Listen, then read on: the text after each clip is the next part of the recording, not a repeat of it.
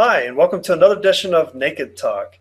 Don't know why we keep getting all the dings when we do, but anyway, we're on, and tonight we're talking about, what are we talking about? We're actually talking about arousal. Arousal. Yeah, there we go. So I'm Elizabeth Wood.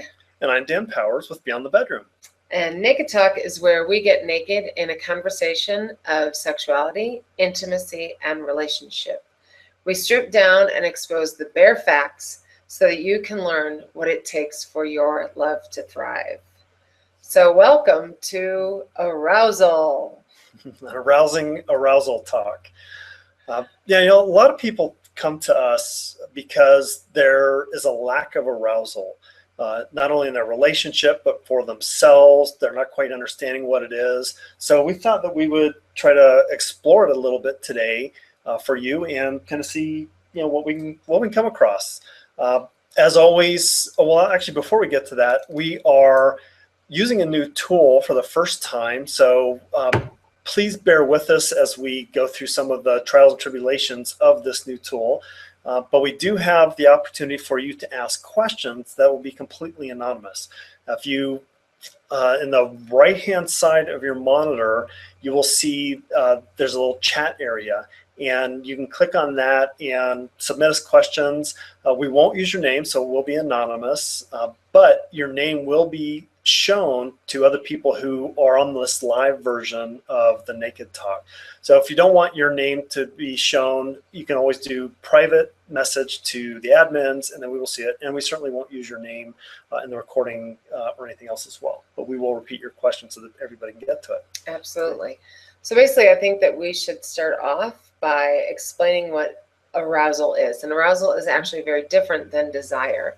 So I was just clicking away to get a really good definition for everybody. But arousal is actually the physiological and psychological state of being awake and reactive to stimuli. So it's our body's response and our emotional response to stimulation. So when we talk about arousal, we want to differentiate that from desire, because I could totally desire my partner or desire sexual activity, whether on my own or in partnership. But if my body actually doesn't respond to it in the physiological way that it was supposed to, then I'm not able to actually feel and invoke that arousal response. So why it's so important for us to talk about this, especially in women, I think, there's although it's valuable for men as well. But go ahead. Absolutely, but the physiological state of arousal for men is all of the responses that are that create the actual erection. So it's a lot easier for us women and you men to tell whether or not you're actually on the arousal train, shall we say. So for women, it's much more difficult for us to actually physically see states of arousal and sometimes feel full states of arousal. And I think that there are a lot of women out there who are engaging in sexual activity without actually being in a full state of arousal. And to me, they're missing both male and females, or women partners. They're missing the full experience. Yeah, I would absolutely agree. We've talked about this a number of times recently, how we've had female clients or females come to us about their male partners having very large penises, and that it's very painful for them to engage in intercourse with them. And I would argue that there's probably the possibility, at least, that they weren't fully aroused and ready for the act of sexual intercourse when they started getting into it. And therefore, there's a lot of pain. When we're aroused, the sensitivity levels in our bodies change for both men and women. And women take a lot longer to become fully aroused than men do. As we all know, the breeze blows by and we can get an erection, especially as we're younger. And as we get a little bit older, that's not quite the case. There's actually an issue with Viagra. A lot of men think that they don't need, or that they don't get aroused and that they don't have erections, so they go in to get Viagra. And the problem is you have to be able to get aroused even for Viagra to work. It's something that Now, a whole nother story that we can talk on about Viagra at some point in time. Well, it's actually tricking people in actually thinking that, or it's taking over from actually what is a lack of arousal. It's creating the physiological response, but not that psychological response of feeling that state of yumminess and, wanting to, if you will, just deeply desire and devour or lose yourself in a sexual experience. So I think that when men are relying on Viagra, there are actually deeper and more important factors to take a look at in addition to why they're using the Viagra. And for some people, Viagra works very, very well, but not as something that shouldn't be their go-to every single time. Yeah. A lot of times Viagra will cover up underlying states of anxiety, which when addressed and uncovered in a really safe partnership or in a relationship with a therapist, the need for Viagra diminishes and decreases, and the body's natural arousal state comes back without the need for a little blue triangle, otherwise known as intervention. So, right. Yeah, and I had heard a statistic at one point in time that really only 10% of the Viagra prescriptions are really necessary. And the real reason for it is the physiological reasons. I guess you could argue that psychologically there might be a valid reason for it as well. But I would argue also that if men got to understand what their arousal was and weren't oversensitized to something like, for example, porn, then they would potentially be more able to get erections and maintain those erections. I've had a client in the past whose husband she didn't know this at first, but he had been watching a lot of porn. I wouldn't say that he was addicted to porn, but you could make an argument for that as well. And he couldn't get an erection and couldn't get aroused near her. Well, then one day she happened to get on his computer and he had left something open that was looking at all this porn. And she started to realize that he was sitting in the basement watching porn for about 8 hours a day. So yeah, I would say he's pretty much addicted. Yeah. And problem is he was so aroused by some of these really kinky, out of the world kinds of things that you really can't emulate with your partner very well, that when he was with her, he just couldn't get aroused. It seemed sort of in comparison to what he was experiencing through porn, it seemed kind of dull and boring. Mm-hmm. There's constant stimulation visually, and I don't know what's happening in terms of sound, but the visual stimulation is so intense and so fast and so quick that normal everyday sexual interactions you just can't compare. That's one of the right. Disturbing facts of porn is that both the increased stimulation and the need for something different and faster and harder is increased over time as you become more reliant on porn. So right, and just like the vibrator, men can't compete with the vibrator around women. And women really can't compete with porn around men. And nor should we. Right. There's so much stimulation, and the actors, they take breaks in between. They may be having sex for an hour or two, but the fact of it is, they're going for a little bit, and then they do a cut, and they reposition, and they do some other things, and it's Hollywood, people. Yeah. Let's just know it's actually really not. If anybody watches any of the amateur films of couples, there's so many sex tapes that are out there. You compare the act of real world everyday, what people consider normal sex, it by no means should ever be compared to what is choreographed, directed, and produced and actually scripted in porn. So, right. Enough about porn. Let's get back to arousal. Arousal. So again, the physiological state of responding to stimuli. So as we were talking about, it's a state of, the beginning state of an erection, full erection, soft cock, but feeling a lot of stimulation, feeling your body react to it, Also with men, the nipples actually do contract and start to protrude. There's a flushness on our body as the blood of the breath moves to, quickening of the breath. Blood moves to the surface of the skin, which causes that reddening sensation or reddening visual in our bodies as well. So there's a lot of different things that can indicate that we're aroused. Warmth, heat, chills as your body tries to cool down after that heat. These are physiological and emotional responses actually of deeper and deeper connection, feeling closer to your partner, feeling more connected to your partner or yourself if this is actually occurring with self-stimulation.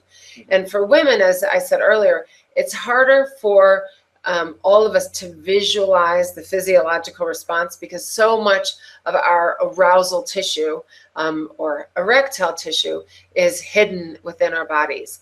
So it's not as easy to see as men, but we still can see it. So we'll talk about that too, right? Oh, absolutely. If trained and taught. Maybe there's a class on that soon, October 11th and 12th in Boulder, Colorado. Anyway, you will see the same responses that we talked about with the men. You can hear the breath quickening.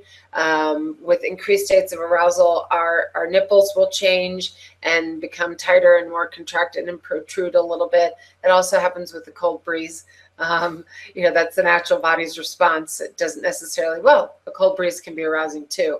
But we will become flush with the height of arousal. If we go into a state of a peak climax, you'll see and you can feel the contractions in the body. But most of our arousal tissue, as we said, is hidden. If you pay attention, and actually, I think it's a great exercise for us women and women and their partners is to watch the physiological responses in the vulva. You will see the colors change. You will feel the lubrication. And for men, as arousal states increase, there will be, the point where there'll be a little bit of pre-cum. So that's not always. No, not always, right. Right. And so I want to emphasize that point as well. For women, just because a woman's not wet doesn't necessarily mean that she's not aroused. And if she's wet, that doesn't necessarily mean that she's aroused. Did I say that right? If she's wet, doesn't necessarily mean that she's aroused. If she's not wet, it doesn't necessarily mean that she's not aroused. Yeah, it's a case-by-case situation. So typically with increased states of arousal, the body will start to respond and begin to secrete lubricant. That's the pre-cum with men is basically lubricant because the penis is thinking, ooh, I'm going to have some penetration. So it's the body's response to prepare the penis and then, of course, the vagina for penetration. So as women age, it also neutralizes the acidity inside of women as well. So I think it helps to allow sperm to reach inside of her. Yeah, it's really important for procreation purposes.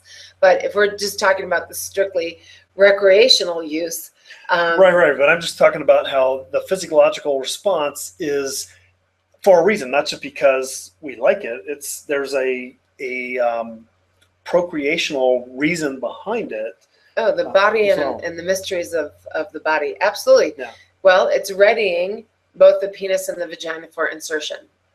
So we all know that lubricant is our friend because it makes it feel so much better. A slick, sometimes cool, slippery environment can make the act of penetrative intercourse a lot more fun. So as I was saying, a lot more pleasurable. For women, as we age, our body's natural ability to respond to arousal with lubrication tends to diminish. Our hormones are up and down and all kinds of flux, hot flashes, whatever. Our bodies actually tend to need more lubricant, and whether that's with a little bit of our own, secretion, like a little bit of spit, or whether you carefully choose an appropriate lubricant, that's something that's your friend. Have that by your bedside. And Dan and I actually make recommendations against two of the most popular lubricants out there, Astroglide and KY jelly, because there's glycerin, and there's actually, if you read the ingredients, I won't go into them all, but a number of those ingredients are actually drying agents. So why on earth would you want to put anything that might be drying to the tissue on the tissue that we want slippery and wet? So, or glycerin is a sugar, and if women are prone to yeast infections, then glycerin is going to potentially cause extra problems. And it does that by changing, as you were just talking about, the whole pH balance in our system. Right. You know, we're amazingly well designed. And when we add things that actually don't belong on our pussies, sugar, or in them, we're going to change the pH, and that could cause problems. So arousal and that physiological response is really important to us because, well, to everybody, but our teaching about arousal is really important because we've heard one of the classic complaints, issues, is that a lot of women are going ahead. They want to be sexually engaged and close to their partners, and they're going ahead with penetration or with sex when they're not quite ready. So we often see that, you know, we all like to use the analogy of a stove. You know, men are the gas flame that you turn it on and boom, we're ready to go right then and there. Whereas women are more of the boiling water. Once you get them going, it's great and have a lot of fun with it. But, you know, the phrase, you know, watch pot never boils. Well, that's kind of the same thing here. Not that we shouldn't be watching our partners when we're arousing them, but you know, it takes a little bit longer to do that. In fact, in a book by Sherry Winston, she says it takes about 40 minutes for a woman to become fully aroused. So another analogy is men are like microwaves and women are like the slow cookers, because it does take more time. And I think when I saw clients when I was actually in practice as a sex therapist, one of the common complaints was she takes so long, she's never ready. And that timing issue is really important for partners to understand. There are so let me ask you real quick though. So when they said she takes so long, did they identify what too long was or so long was? Anything longer than he was willing to participate in. Okay. You know, and Which could be like a minute or two. Right. And that's, you know, the typical sexual response cycle for a man from, you know, a state of no arousal to beginning stimulation all the way to a peak climax. On average, yes, on average, it's 2.4 minutes. 2.4. That's a really short period of time. Evolutionarily. So commercial TV these days, you could probably have sex during commercial breaks. I think commercials. No, commercials are 30 seconds long. Yeah, but they usually string multiple ones together. So yeah, during a commercial break. It's one of the reasons I don't watch commercial TV anymore. Can't stand those commercials. Well, maybe you could do something else. You could test yourself and try it out. But that's the thing. I mean, without interruption, without distraction, it really is 2.4 minutes. And men, you can time yourselves, and ladies who are with male partners, you can do the little some research, do some homework, do some research, and actually watch your partner self-stimulate and time them. Not, you know, because you're trying to beat a goal, not at all. But you might be surprised to realize that it is 2.4 minutes. And evolutionarily, that served a purpose, because men, if men were not there spreading their seed, the species wouldn't have survived. So it serves a function, but not in, you know, the long and luxurious active lovemaking. If the man does want to last, and we are talking predominantly about heterosexual couples here, but if the man does want to last a little bit more than 2.4 minutes, there are ways to slow down the arousal state, build up the arousal state, and be in more active control prior to the peak climax. Now, that kind of begs the question that if men are genetically predisposed to have a very short, quick climax, 2.4 minutes, then why are women so much longer? Well, a woman's climax isn't necessary for procreation. It's a bonus, but it's not necessary. So the ejaculation is the reason why, I mean, our eggs are sitting there just waiting around for a sperm to come along. So we actually don't have to have any action in our body, where you men have to ejaculate and expel that semen in order for it to meet up with an egg inside the internal workings of a woman's body. So there's another theory that I've read somewhere. I forget where it was, so I can't attribute it to anybody. But it was more because, and this is kind of a controversial topic, especially in this day and age, but for polyamorous type relationships, because women take so long to get aroused, what the value was is you have multiple men who are inseminating her, and then by the time she gets fully aroused by, say, the fifth man, then there's all that semen that's combined, and she's got much more quantities of it to actually bring up.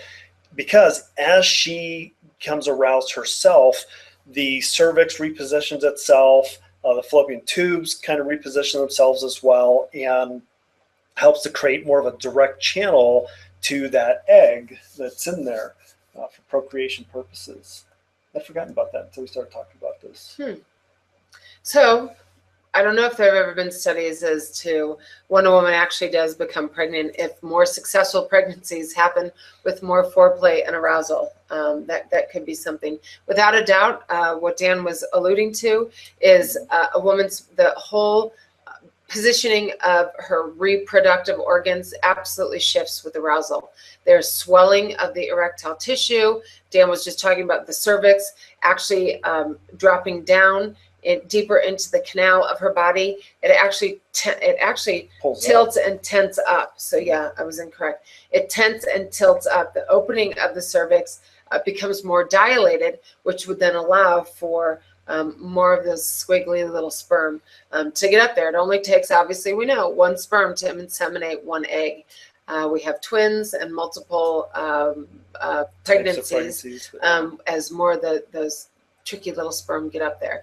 But it's the fastest swimmer, the strongest little swimmer that gets up there. And in a expulsion of, in one ejaculate, there are millions and millions and millions of sperm.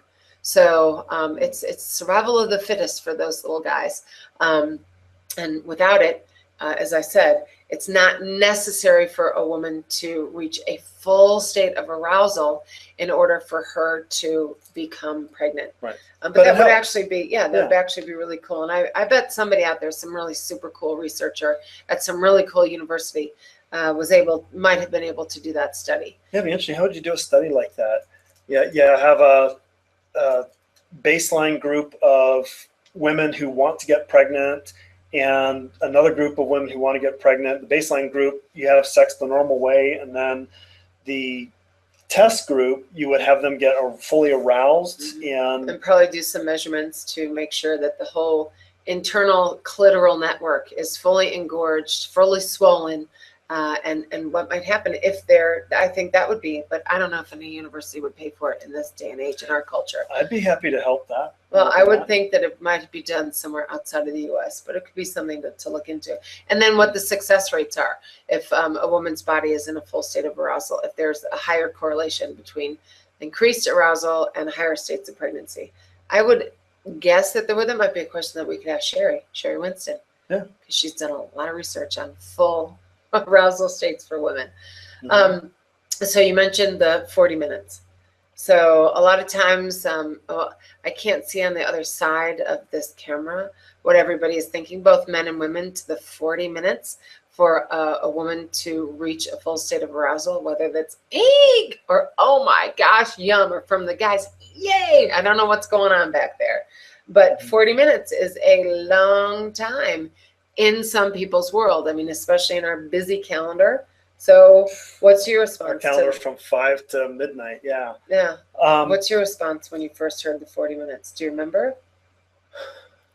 No, it didn't surprise me. And I know from a lot of the work that I do that it takes women a much longer time, and I work really slowly and get them very aroused. So it's, yeah, I mean, it's not surprising to me at all. Okay. And that's one of the big complaints from women that we hear all the time is, there's not enough foreplay. There's never enough foreplay. It's, a couple nipple tweaks, little finger on the clit. 30 seconds later, they're trying to jam themselves inside of her. And if it's just too dry, then, squeeze a bunch of lube in as well. And, it really doesn't do anything. Yeah, so this talk, I guess, is as much for men as it is for women, because even me, like, 40 minutes, oh, he's not going to want to be with me that long, or, oh, he's going to get tired, or, oh, I'm going to get tired, or I'm going to get all this sort of monkey mind talk, when it's really, boy, if we could give ourselves the luxury of that 40 minutes, that's actually what differentiates lovemaking from sex. Yeah. And certainly lovemaking from fucking. Lovemaking actually is it's a treat. It's an experience. It's something that you create together within your partnership. And that means setting aside time, attention, and space to really be with each other. Yeah. It's, as we were talking, Dan said, what, we start at 9 and go to midnight, or did you say start at 5 and go to midnight? I don't know. He gets up earlier than I do. Yeah, 5 in the mornings. I wake up usually at 4 these days. But it's hard to, I don't want couples to get stuck in every single session it has to be 40 minutes. No. Right. We want to make sure that that it's actually part of your repertoire. By all means, treat yourself to that 40 minutes when you can. Schedule it, put it down in your appointment calendar. It's really important in our really hectic, busy day to make sure that we plan for together time, or we plan for solo time if it's something that you want women and men too, but women want to explore on their own. It might be a safer space for you to try it out, for us women to try it out on our own and work ourselves up to that state of full arousal. And you may say, well, I can do it in 20 minutes. Or I can do it in 3 minutes with a vibrator, whatever that might be. But that's each and every part of that. It's part of your sexual repertoire. Those are all fine. What we're asking and encouraging everybody, our audience, to do is take the time to explore your body. Women, take a mirror after, and it's not 40 minutes of clitoral stimulation. It's arousing and waking up and stimulating the whole vulva. Top to bottom. Be very careful of anal play, making sure if you're going to include the anus in there that everything's clean, because we don't want any cross-contamination. But arousing and massaging the whole area, not just focusing on the clit. It's really, I wish I had my vulva puppet, but the whole area, massaging, pulling, tugging, pressure, speed, length, all of that, and get a really good lubricant. We like coconut oil. It is. Except coconut oil is not really good for condoms, latex condoms. No, but that's true. But if we're doing the whole 40-minute massage, right, that's a great oil to use. Yep, that is a good oil to use. There are others that are out there. We've been testing some products as well that we like too. And I also want to kind of go back to what you were talking about a little bit earlier. We're not saying that the quickie isn't a great thing to do. However, if a woman has a partner who is very well endowed and there's a lot of pain, that's really not that good. And that's not going to have anybody getting laid, so to speak. So, I think what Elizabeth was talking about was really great advice. Use a vibrator, become aroused in a more hyper time frame. Are you talking about the quickie now? Yeah. Well, not just the quickie itself, but in general, if you don't have time for 40 minutes of arousal before you start actually having intercourse, and so say you're going an hour, but you have some little quick amount of time, then by all means, use a vibrator, become aroused, start ahead of time.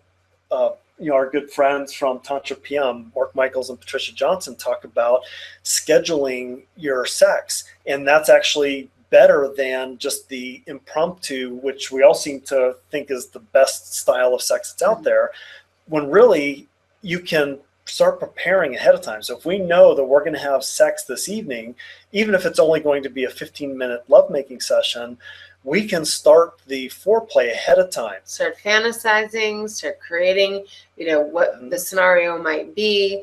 Send little messages to each other. Excite each other, tease each other, get the mind involved. And I mean, we all know that our bodies, for most of us, that use of fantasy starts the physiological response. And I actually want to be very careful. There are some women who aren't able to enjoy fantasy, and it's not that they don't have an imaginary life. It's just for some women, fantasy, the use of fantasy doesn't work. So I know a lot of women in my practice have come to me, saying, I don't fantasize and I feel really guilty, or feel like I'm wrong, or I'm bad, or I'm broken. Well, the case in fact is that not all women can employ fantasy as a means to feel excitement or increase arousal. So just want to put that out there. And I have a hard time understanding that. As a guy, I fantasize all the time. And I think most guys are probably in the same boat. We look at our partners who don't fantasize, it's like, well, how can you not fantasize? That's a normal part of it. But it's a normal part for a lot of men, but for those women who don't, that thing, how can you not, right, can tend to make that partner feel bad or guilty or broken or potentially shamed. So we really want to be careful for those women who don't fantasize. That's just who you are. Perhaps something else works. Reading erotic novels. Maybe it's listening to something, or listening to your partner's voice. Tell a story. Tell a fantasy. Who knows? But explore and try to figure out what might work for you. What is your turn on? Don't take what the rest of the world does in order to get their turn on, or their excitation levels up, as something that you must do. And if you don't, that you're broken. Definitely want to make sure that we disseminate that information. So, supposed to inseminate. Sorry. Yeah, we talked about that a little bit. We talked about that a little bit earlier. So, the full states of arousal for women are so important, but I don't want to forget the men here, because trust me. Well, before we get to the men, you were starting to talk about arousing women, the playing with the lips, the pressure, things like that. And I didn't want to shortchange that, because I think that's hugely valuable to talk about to our audience. It's when you are working with a woman, first of all, don't go straight to the vulva. Don't go straight for the genitals, either sex. Right. True. Engage the whole body. Our skin is our largest sex organ, and we have a lot of it. So, massage and engage all the different body parts. Another really fun, if you want to take on another sexual adventure, explore your own body first for what new erogenous zones you might uncover, and then take that and teach that to your partner. And then go to your partner with inquiry like, what might feel really good to you? I enjoy my neck. That's not such a turn on for Dan. So, we typically go for places that we like on our own bodies, but with inquiry, like, this actually feels really good to me when you caress or kiss or nuzzle my neck. How does that feel for you? And if it doesn't work, what does? So it's really being open to that exploration of what feels good to you. And that's totally going to be different than what feels good to me. Potentially. But yeah. Absolutely. I couldn't agree more. Even people who have been in long-term relationships, we seem to think that we know our partners, like, okay, I can do this blindfolded because I've done it for so many years. But take some time to try some new things, explore something different. In a lovemaking session, start by caressing their back. You have your partner lay on the bed and start caressing their back, slowly taking their clothes off, and rediscover if there's something that might be more pleasing than they've had in the past. Variety is the spice of life, as they say. So the same kind of activities in lovemaking, I think, that qualifies for. So try something new. Try the back caress, and maybe they don't like it. Maybe they didn't like it before, but they will like it sometime in the future. Yeah, the same formula repeated over and over and over and over again doesn't work. Mhm. So add different ingredients in there, try different techniques, different maneuvers, different positions. And I also like that you said to start out on their back, which is the less sexual zone, but it just can allow our We'll start out partners with them on their belly, so we have access to the back. access to the back. Yeah. So yeah, ask that your partner to lay so you can give them a back caress. It helps the nervous system calm down so that we can begin to sort of unfold and give off the troubles and worries of the day, and we can actually begin to trust that it isn't all genitally focused. You spend 20 minutes on my back, you spend 20 minutes, massaging my hair or brushing my hair, playing with my hair.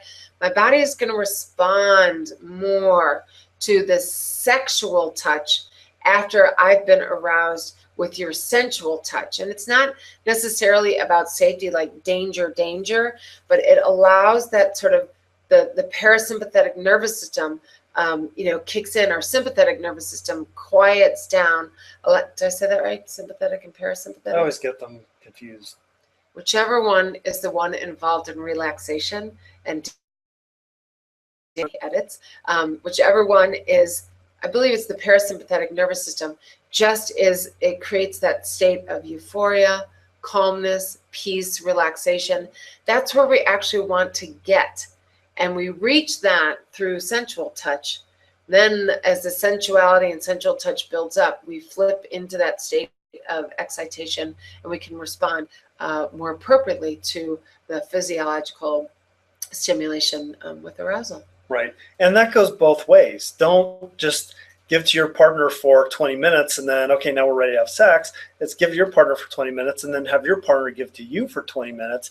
Go back and forth. Make a little game where you're playing with it so that you're both enjoying the arousal generation that's moving on. Yeah, and the buildup is it's a little for me, a little for him, a little for me, a little for him. And so it's not like it's a simultaneous cycle, but you're increasing your state of arousal together, sort of piece by piece. Yep.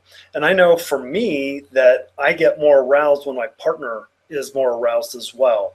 So watching her becoming more aroused as I'm caressing her body, that stimulates me as well. So you get that whole sound vibe in there too. Yeah. So another thing is like making noise when, feeling states, purring or moaning or, making some type of vibration, letting your partner know, or saying, your words, great. Oh, that feels awesome. That feels wonderful. That increases, that's an auditory way of stimulating, ourselves and our partner. It's like, whatever it may be, use your own sounds. But verbalizing and vocalizing, we're trying to engage all of the senses. Like, watch your partner's arousal phase. Listen for your partner's arousal phase. Feel your partner's arousal phase. Smell your partner's arousal phase. There are different scents that are released. And taste. That's the other one. We want to encourage you to use, and then the sixth sense, the intuitive sense, and pay attention. The more senses we engage in lovemaking, the more heightened the experience will be. So, romantic music, smelly, perfumey, yummy candles, a wonderful, luxurious bath together. Put in some bath salts, put in some lavender oil, any type of oil that evokes a calming. Lavender, I think it is. Can't use peppermint oil because that will hurt on your genitals. Although peppermint's an aphrodisiac. Peppermint probably in the mouth. I would use peppermint oils in the mouth, down on the genitals. That would burn and would feel really good. Not feel really good. It's very, very much of a surprise. That's the whole different class. Yeah. So look for that when you're and engage all of those. Bring what in your lovemaking session, like a soft bristled brush. Bring to because sometimes that can feel really good. Bring a bunny fur rabbit. A bunny rabbit glove. All the different textures that we can use to engage the senses. Lotion. My hands are really dry. I can actually probably hear them. That actually probably wouldn't feel too good because this doesn't feel too good. But engage all of the different senses, Mhm. cooler temperatures, warmer temperatures, not icy cold, unless it's a really hot day. I mean, how fun would that be to melt an ice cube on your partner's body, or a warm washcloth Mhm. brushing over? All of those things can certainly Yeah, so heighten the experience. experiment for yourself, because there are some things that aren't going to appeal to some people that are to others. To me, warm washcloth, that feels really good until the water starts to dry and then it gets cold. So I'm not really Well, then you can blow on excited it about and make it even colder and just change things up. Yeah. So, but never to like trick or do something that's like unwanted, but it can change the sensation. When you wave a washcloth, the heat dissipates. And sometimes when we have a fever, I'm not saying we have a fever during lovemaking, but like that nice cool washcloth feels really good. But so as a former sex therapist, there's a lot of talk around the four classified sexual dysfunctions, as defined in the DS Diagnostic and Statistical Manual, DSM. Actually, when I was doing therapy, it was a DSM-4. I think there's now the DSM-5. It's even thicker, and I don't know if I'd ever look through it. But there is such a thing called sexual arousal disorder. And I need to read this. I know what it is, but I want to give you the classical definition. Sexual arousal disorder is characterized by a lack or absence of sexual fantasies and desire for sexual activity in a situation that would normally produce sexual arousal, or it's the inability to attain or maintain the typical responses to sexual stimulation. Oh, it says right here, this disorder is found in the DSM-4. And it should not be confused with desire disorder. So we'll go on to desire disorder probably some other time. But sexual arousal disorder is when your body doesn't do what it's normally supposed to do in reaction to stimuli.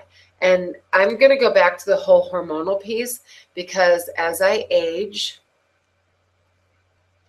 the whole hormonal piece comes in there. And hormones, the rush of hormones, the flood of hormones. I mean, when in our period of development are we at our most randy and horny? It's in that surge of puberty, when all of our hormones are finally being, they're being released. Our body's natural stage in pubescent stages, when all of that whole chemical cocktail, young women start to experience their first moon cycles or menstrual cycles. All those hormones are raging through our bodies. We develop acne. That's just a flood of hormones in our body. The young boys are waking up with the clinical definition, nocturnal erections, nighttime erections, waking up with morning erections. That's when our hormones. She said wood. Morning wood. Sorry. That's my last name too. If I became a doctor, I would be Dr. Wood. That's a whole nother lifetime. Anyway, so that's when our hormones are most available and they're flooded in the system. That's why. That's not to say that that's our peak sexual prime. No, it's like it's the peak release of the hormones. Yeah, definitely want to differentiate with that. Right. And that's why for all those who are parents out there, understand that the body is doing its magic and it's responding to the normal developmental stage. So help your kids understand that, we're not going to act every single time we have a hormonal impulse. That gets us into trouble. But let them know that it's totally normal and totally natural, because their bodies are going haywire with the release of all this testosterone and all the different androgens and all the hormones that are released and required for normal sexual responses. Mm-hmm. Anyway, so as we age, those hormones, both in men and women, decrease. The testosterone levels decrease in men, and women have testosterone also, but our levels of hormones decrease, and it's hormones that are actually responsible for generating that those physiological responses to the stimulation. So bear with me, women of advancing age, know that we aren't going to respond. None of us are going to respond to that same stimulation we had in our 20s like we did when we were in our 20s. It's different. It doesn't mean that we don't respond and we can't respond. We certainly can. Well, and I've actually witnessed women who are older that have a stronger sexual response cycle than they did when they were in their 20s. And mostly that's because of the mental capacities. Not saying that women in their 20s didn't have the capability, but there's so much information out there saying keep your legs closed, men are bad, don't have sex, save it for the one you love. I mean, fear of pregnancy. Right, all that shame that comes out through our various religious institutions, our government, families, etc., and society. Right, and by the time, what I've really seen is women who get to their 40s are starting to say, "Wait a minute, I'm now at my my prime sexual peak here, and I like sex. I want to have more sex. I want to be able to connect through sex as well, but I want to be able to enjoy it like all these men have been doing for the past 20 years or so for them." And they've really started to throw it off. I see a lot of women in their 40s and 50s going to tantra workshops, some of the workshops that we run. It's amazing where they start coming out of the woodwork in this. And I think it's great. I think what's sad about it is that they didn't feel comfortable doing it earlier in their lives. And I think also it has part to do with a woman's own awareness of her body and greater comfort, greater body esteem. And there is such a thing. I mean, body image issues plague men as well as women, but women more so, because our physical attributes are so tied, and I think erroneously, to status and power. So anyway, women, I think as we age, we become way more comfortable with who we are. We become way more comfortable with our bodies, and there's a hunger and a desire that's no longer, if you will, not plagued. It's no longer affected or afflicted by those fears of pregnancy. Because we know more about, it's not that a woman in her 40s can't get pregnant, because she can, but we're more aware of how to take care of our bodies, our own sexual response cycle, our own stage of our menstrual cycle, and when to better protect ourselves from a pregnancy that isn't wanted. So we're just much more attuned, and I think that helps that mental sort of the state of more openness and a willingness to just go for it and want to explore the full range of our bodies. It's just more body confidence as we age, more confidence and more self-awareness in general. Yep. So we had started talking about having your partner lay on their belly and then start arousing them from the back. Now, at some point in time, you're going to want to have them roll over so you can start stimulating their front side as well. Again, I would say stay away from the genitals right away. Bring the arousal. Do a little teasing. Teasing is very arousing to a number of people. And I don't mean teasing like, oh, your penis is so small. But that's shaming. Yeah, that's shaming. But something where you make them think that you're going to touch your breasts, so they want you to touch it, and then you move on and touch something else. So you start to create that desire in them to help drive and increase their arousal over time. Yeah. And the slow buildup is what's so important. We relax into that state of, this feels so good. I open myself to more and more pleasure. And as Dan was saying, not focusing on the breast or genitals, and certainly including them, but that shouldn't be the focus. It allows us to, wow, he's taking pleasure in way more of my body. Wow, I'm taking pleasure in way more space and parts of my body. So we definitely want to include them, but start with the sensual and then move into the more sexual and more erotic forms of touch. So back to the full state of arousal for women. If we go and specifically talk about massaging the vulva, there are many different strokes involved. Again, it's not just the clitoris, the hood, the shaft, the tip of the clitoris, 8,000 nerve endings there. It's the whole surrounding area. And when I asked women and their partners to watch for the changes in color, the changes in plumpness, or swelling, because that erectile tissue, and did I say this? Did either So one we of us haven't say talked this? about erectile tissue. Yeah, that's okay. That's Is good. that I was what you're just going to saying? say Okay, that. Yeah. So women have as much erectile tissue as men, and we've seen this from a number of different sources now, including Sherry Winston, Andrew Barnes. A number of people have started talking about this, and there hasn't been a lot of research in this area. I'm not exactly sure why, but doctors have been afraid of it. Who knows? But there is as much erectile tissue in women as there are or is on men. Problem is, it's all internal, so you can't see it. We don't know. It's not necessarily a problem. Right, it's not a problem, but we can't tell that it's there necessarily unless you're really looking for it or know to look for it. Or know to feel for it. Right.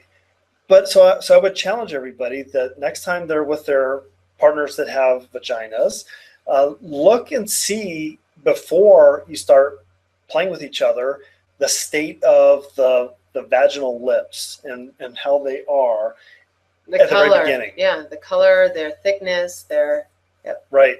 And then say 20 minutes into it, 40 minutes into it, look again. And we're actually in our class that we're going to do coming up next We're week. going to show different diagrams and descriptions of that. So Right.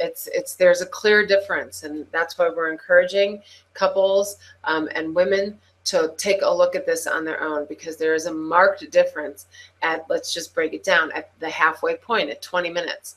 Take that mirror out and look at how plump and how full that is. Notice that what's happening is the blood, much like the erectile tissue of the man, the erectile tissue is filling with blood, helping it become engorged and changing colors. So you'll notice some women will notice more pinkness. Some will notice more of a purple color, but the color and tone definitely changes. Mm-hmm. And I love the word plumpness or engorgement or swelling. You'll notice that the lips get thicker. Mm-hmm. The area of the vulva, the area around the opening of the vagina heavily innervates with blood. And so take a look, grab a mirror for you women, and a mirror and a flashlight perhaps, and really explore that with curiosity and wonder, and note the different changes. And again, going back to that state of arousal, when there is insertion, so again for that feeling, when there is insertion with a full state of arousal, it feels so much better to us women. And when we're with a male partner, feels so much better to the men too. Because what happens, of course, when the vaginal canal swells, it gets actually more puffy, and so there's more surface area to make contact with the penis. So if you will, well, camera. Not only that, but it's increasing or decreasing the volume of the vagina itself. Yeah. So as the man is inserted into her, it gets tighter. So all these people talk about, oh, your pussy is too wide, and that myth of, yeah, you've had too much sex. It's like, yeah, that's not true. It's a muscle. It collapses back down. It's not a problem.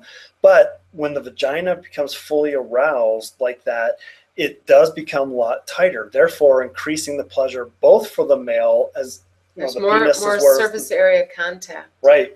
And the other thing that happens is those, and they're called the vestibular bulbs. That's what's actually filling up, or they're also called the clitoral bulbs. They're attached to the clitoral legs. And one of the things we haven't talked about is that clitoris is more than just the little nub that pops up.